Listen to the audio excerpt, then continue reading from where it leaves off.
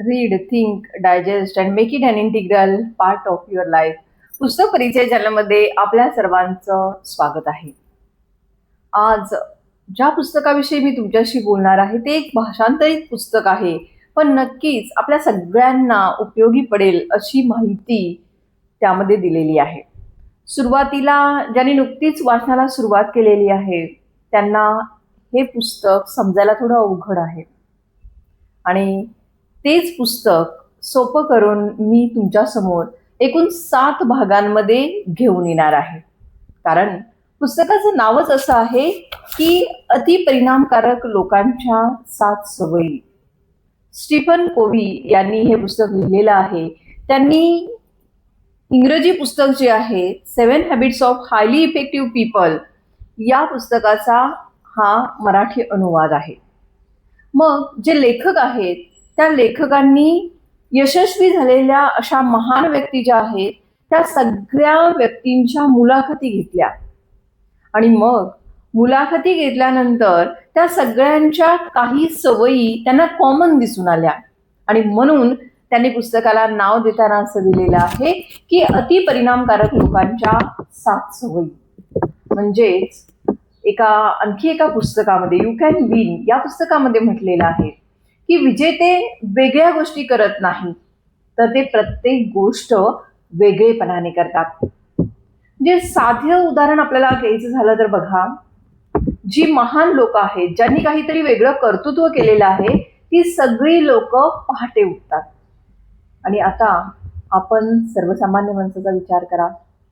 रविवार असला की आपल्याला उठायला नको वाटतं आणि मग त्यामुळे आपले कामाचे तास, ज्यावेळी आपण उशिरा उठतो त्यावेळी आपले कामाचे तास कमी होतात आणि म्हणून या ज्या व्यक्ती आहेत त्या पहाटे लवकर उठतात.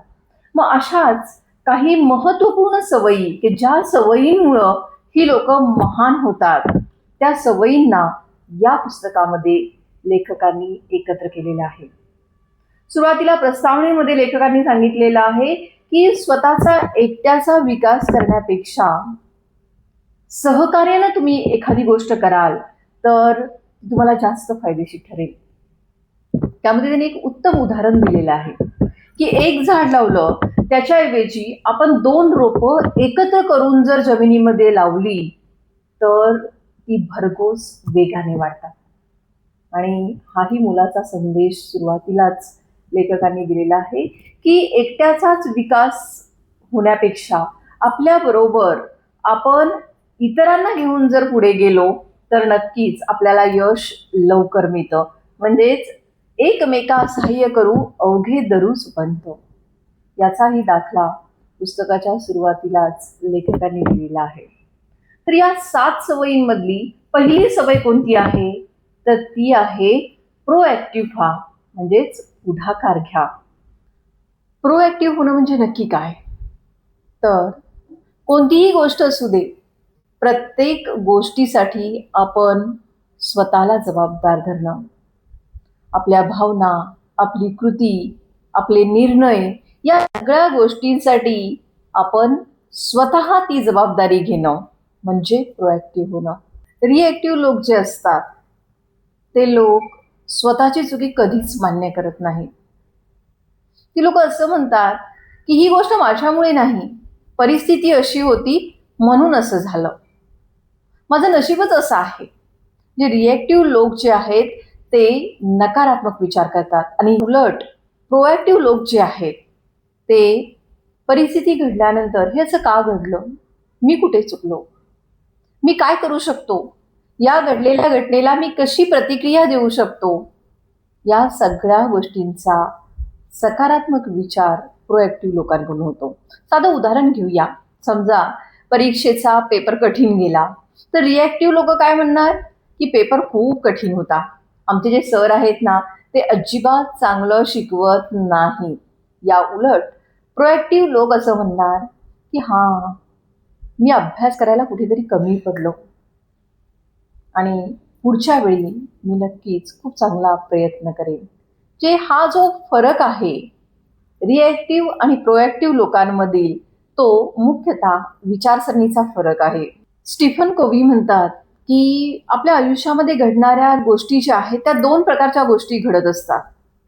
म्हणजे काही गोष्टी ज्या आहेत त्यामध्ये आपण बदलच करू शकत नाही. म्हणजे उदाहरणार्थ हवामान, इतर लोकांचं वागणं, राजकारण, जे सध्या असलेली परिस्थिती, या गोष्टी आपण बदलू शकत नाही. तर या उलट काही गोष्टी ज्या आहेत त्या आपल्या नियंत्रणामध्ये असतात. आपण त्यामध्ये बदल करू शकतो. जशा दोन प्रकारच्या गोष्टी असतात त्यामधील रिएक्टिव्ह लोक जी आहेत ती बदलू न शकता येणाऱ्या गोष्टींचा जास्त विचार करतात, तर जी लोक प्रोएक्टिव्ह आहेत ती स्वतःवर जास्त काम करतात. म्हणजेच आपल्या नियंत्रणामध्ये ज्या गोष्टी आहेत त्या गोष्टींवर ते जास्त लक्ष केंद्रित करतात. रिएक्टिव्ह लोक जी आहेत ती ताबडतोब प्रतिक्रिया देतात, तर प्रोएक्टिव्ह लोक जी आहेत ती थांबतात, विचार करतात आणि मग प्रतिक्रिया देतात. समजा दोन मित्र आहेत आणि त्यांना अपयश आलेलं आहे, तर रिएक्टिव्ह लोक लगेच नशिबाला दोष देतात आणि प्रोएक्टिव्ह लोक मात्र अपयश आलेलं आहे ना, मी पुढच्या वेळी खूप चांगला प्रयत्न करीन, म्हणजे अपयशाला सुद्धा ते संधी समजतात. मग प्रोएक्टिव्ह होण्यासाठी आपण काय करू शकतो? तर एखादी गोष्ट घडल्यानंतर आपण त्यामध्ये काय बदल करू शकतो, कोणत्या गोष्टीत बदल करू शकतो, याचा प्रथम विचार करावा आणि स्वतःवर जास्त काम करावं. तक्रारी करण्याऐवजी आपण कृतीला सुरुवात करावी. कोणत्याही गोष्टीला प्रतिक्रिया देत असताना ताबडतोब प्रतिक्रिया देण्याऐवजी विचार करून, आपल्या भावनांवर नियंत्रण ठेवून योग्य अशी प्रतिक्रिया आपण द्यायला हवी. प्रत्येक गोष्टीची जबाबदारी आपण स्वतःवर घ्यावी. घडलेल्या गोष्टीचा दोष सदैव दुसऱ्यांना देऊ नये. म्हणजे जबाबदारी आपण स्वतः घ्यायला हवी. आणि सगळ्यात महत्त्वाचं, नेहमी सकारात्मक विचार करायची आपल्या स्वतःला आपण सवय लावायला पाहिजे. म्हणजेच थोडक्यात पहिल्या सवयीमध्ये लेखकांना काय सांगायचं आहे, तर आपण बदल जो आहे तो स्वतःमध्ये करू शकतो. त्यामुळं आपल्या स्वतःमध्ये बदल करणं सहज शक्य आहे. इतरांमध्ये बदल करायला जाऊ नका, आपण स्वतःमध्ये बदल करा. हा मुख्य संदेश या पहिल्या सवयीमध्ये लेखकांना द्यायचा आहे. गांधी सुद्धा म्हणतात, be the change what you want to see in the world. म्हणजे जगामध्ये जो तुम्हाला बदल बघायचा आहे तो अगोदर तुम्ही स्वतःमध्ये करा. तर या पुढची जी सवय आहे ती आपण पुढच्या भागामध्ये पाहूया. थँक्यू. तुम्हाला जर माझे व्हिडिओ आवडत असतील तर माझ्या चॅनलला सबस्क्राईब करा. व्हिडिओ आवडला असेल तर लाईक करा. आणि नवीन ऑप्शन आलेला आहे हाईप म्हणून, जे तुम्ही ज्या क्रिएटरचे व्हिडिओ ऐकता, तुम्हाला आवडतात, त्यांना पॉईंट्स देणं. तर हाईप या ऑप्शनवर जाऊन पॉईंट्स माझ्या व्हिडिओला दिले तर खूप मोठं सहकार्य होईल. थँक्यू.